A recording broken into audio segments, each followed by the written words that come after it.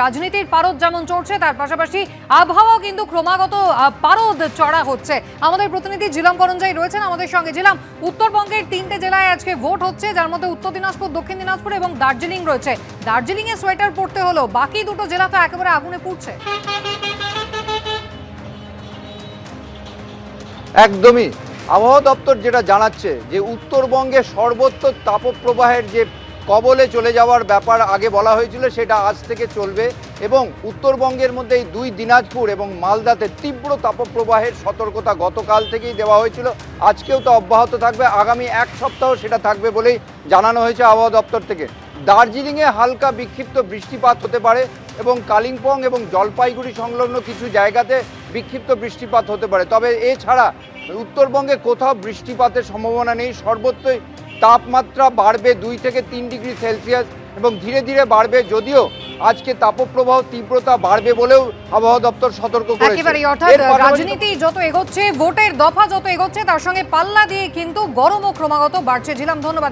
দ্বিতীয় দফা নির্বাচন শুরু হয়েছে, সবেমাত্র 1 ঘন্টা 20 মিনিট হলো, আর তার মধ্যেই 60টি অভিযোগ নির্বাচন কমিশনে জমা পড়েছে। বিস্তারিত জানাবেন আমাদের প্রতিনিধি রুমা পাল আমাদের সঙ্গে রয়েছেন। রুমা, কারা অভিযোগ করলো এবং কি অভিযোগ? দেখো, এখনো পর্যন্ত অভিযোগ আসতে শুরু করেছে, তবে অভিযোগের সংখ্যা কত এখনো পর্যন্ত কমিশন থেকে জানানো হয়নি। তবে একটা বিষয় বলে দিই, ওয়েবকাস্ট কিন্তু এখানে রীতিমতো চলছে কমিশনে, যেখানে সিও নিজে ওয়েবকাস্ট দেখছেন এবং অন্যান্য আধিকারিকরাও কিন্তু ওয়েবকাস্টের দিকে নজর রেখেছেন। এবং যে সমস্ত অভিযোগ যেটা প্রথম থেকে আসছিল, যেটা ইভিএম খারাপের আসছিল, যেমন রায়গঞ্জে 170 নম্বর বুথ এবং 169 বুথ, সেখানে ইভিএম খারাপ হয়ে গেছে, সেরকমটা অভিযোগ আসছিল এবং তার পরবর্তীতে ঠিক হয়েছে, এটাও জানা গেছে। এবং আরও একটা বিষয়, বালুরঘাটে 139 বুথে দেখা যায়, এখান থেকেই ওয়েবকাস্টের মাধ্যমে দেখা যায় যে ওখানে ক্যামেরা এমনভাবে সেট করা হয়েছে যেতে একেবারে ভোটিং কাউন্টার দেখা যাচ্ছে না। সঙ্গে সঙ্গে কিন্তু সিও সেখান থেকে ডিএমকে ফোন করেন এবং যথাযথ নির্দেশ দেওয়া হয় যাতে ভোটিং কাউন্টার যেটা রয়েছে সেটা যেন দেখা যায়, কেন ওয়েবকাস্টের মাধ্যমে যাতে সেটা দেখা যায়। প্রথমেই বলে রাখি, এবার কিন্তু ওয়েবকাস্টে কিন্তু একদম আলাদা করা হয়েছে, কারণ প্রথম দফা থেকে শিক্ষা নিয়ে একটা বিষয় বলে রাখি, প্রথম দফাতে কিন্তু ওয়েবকাস্টেই ধরা পড়েছে যে একজন প্রিসাইডিং অফিসার কোনো ভোটারের কানে কানে কিছু বলছেন, তারপরে কিন্তু সেই প্রিসাইডিং অফিসারকে একদম সরিয়ে দিয়েছিল নির্বাচন কমিশন।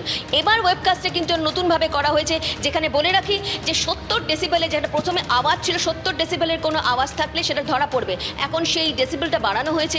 সঙ্গে সঙ্গে 10 জনের বুথের ভেতরে 10 জন থেকে যদি বেশি থাকে 20 জন করা হয়েছে এবং বেশ কিছু অভিযোগ আসছে, সেই অভিযোগ খতিয়ে দেখা হচ্ছে এবং অবশ্যই খতিয়ে দেখার পর সেই রিপোর্ট চাওয়া হবে এবং সঙ্গে সঙ্গে সেই ব্যবস্থা নেওয়া হবে। অর্থাৎ ওয়েবকাস্ট একেবারে জোরদার করা হয়েছে এবং 100% ওয়েবকাস্টিং এর বন্দোবস্ত এই দ্বিতীয় দফায় করা হয়েছে।